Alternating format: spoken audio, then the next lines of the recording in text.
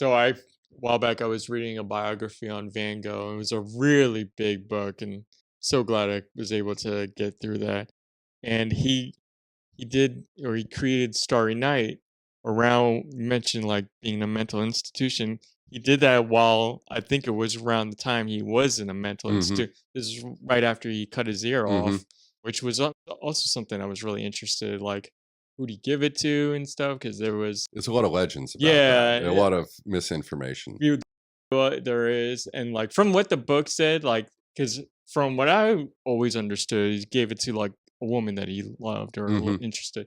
From what I read the book, it was actually to it was for his roommate that just left, that they had some like conflicts with other. Yeah, he was apparently a terrible roommate, Yeah. which I think is on brand. And yeah, Painters are messy.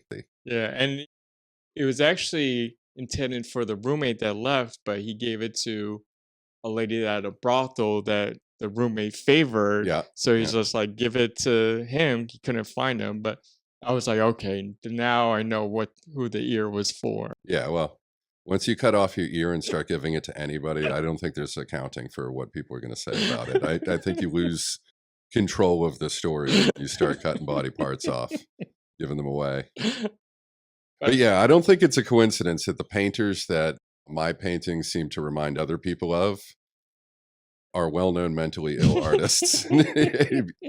I don't I'm a pretty mentally stable person, but painting is definitely a release, and yeah.